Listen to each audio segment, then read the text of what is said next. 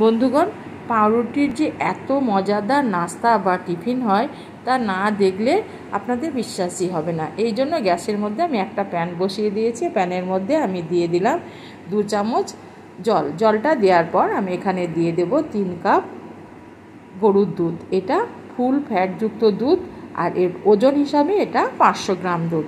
এবার এটাকে আমি জাল করে নেব।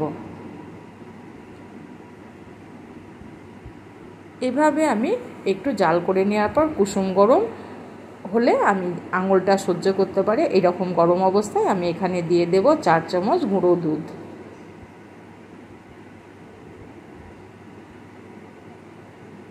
এবার আমি দুধটাকে গরুর দুধের সঙ্গে ভালো করে মিশিয়ে নেব।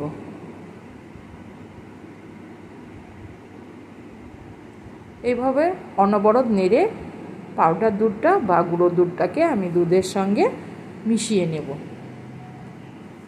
সম্পূর্ণ গুঁড়ো দুধটা আমার মিশে গেছে। আর গ্যাসটা আমার এখন বাড়ানো নেই, কমানো আছে। নেড়ে মিশিয়ে নেওয়ার পর আমি এখানে দিয়ে দিলাম একটা ছোটো এলাচকে ফাটিয়ে আর একটা দারচিনি। এবার এটাকে আবারও আমি নেড়ে চেড়ে নেব।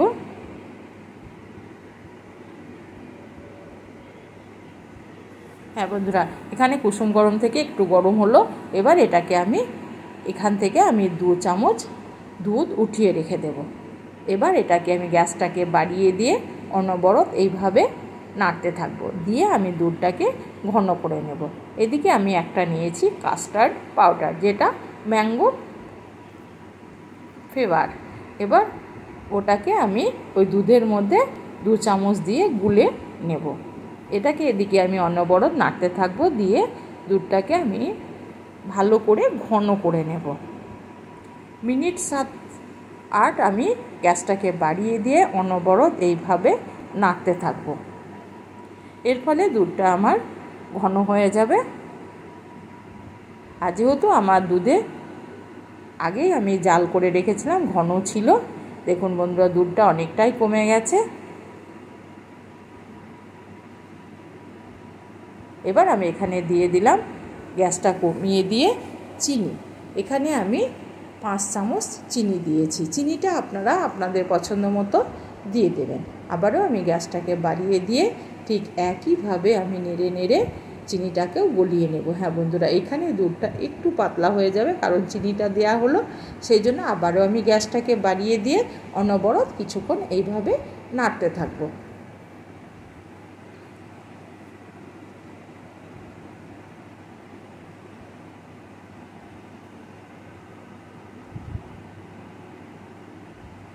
এইভাবে আমি অনবরত নাড়তে থাকবো।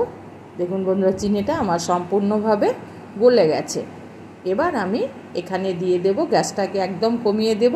দিয়ে যে কাস্টার্ড পাউডারটা আমি দুধের সঙ্গে গুলে রেখেছিলাম সেটাকে দিয়ে দিলাম। দিয়ে দেওয়ার পর আমি গ্যাসটাকে কমানো অবস্থায় এইভাবে নেড়ে নেড়ে মিশিয়ে দেব। সবসময় নাড়তে হবে, কারণ এই কাস্টার্ড পাউডারটা দেওয়ার পর যদি অনবরত না নাড়া হয় তাহলে কিন্তু তলে জমে যাবে। সেই জন্য আমি গ্যাসটাকে কমিয়ে রেখে এইভাবে অনবরত নাড়তে থাকবো। এর ফলে জমবে না। এবারে যে এলাচটাকে দিয়েছিলাম ওটাকে উঠিয়ে ফেলে দিলাম, আর দারচিনিটাকেও আমি উঠিয়ে ফেলে দিলাম। এইভাবে আমি গ্যাসটাকে কমিয়ে দিয়ে কিছুক্ষণ জাল করে নেব। এবার আমার জাল করা হয়ে গেছে, দুধটা আমার ঘন হয়ে গেছে। এবার এটাকে নামিয়ে ঠান্ডা করে নেব।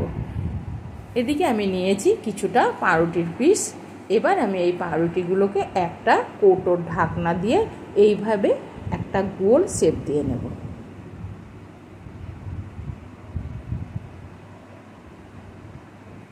দেখুন বন্ধুরা, আমি এইভাবে পাউরুটির মিডিলের অংশটাকে এইভাবে চেপে একটা গোল শেপ দিয়ে নেব।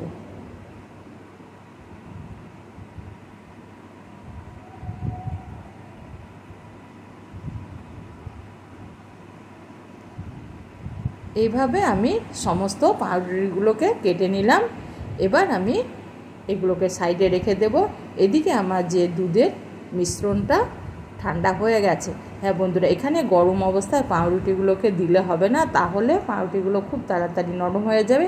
দুধটাকে সম্পূর্ণ আমি ঠান্ডা করে নেওয়ার পর একটা একটা করে এই দুধের মধ্যে পাউরুটিগুলোকে দিয়ে দিলাম। দিয়ে আমি হাতাটা দিয়ে এইভাবে চিপে চিপে উল্টিয়ে পাল্টিয়ে মিশিয়ে নেব।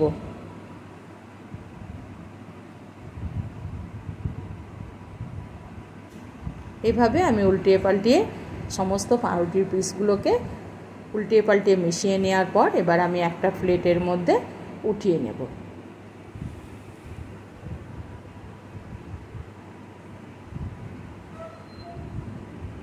সমস্ত পাউরুটির পিসগুলোকে বা টুকরোগুলোকে উঠিয়ে নেওয়ার পর এবার আমি কিছুটা কিশমিশকে অর্ধেক অর্ধেক করে কেটে নিয়েছি কাঁচি দিয়ে।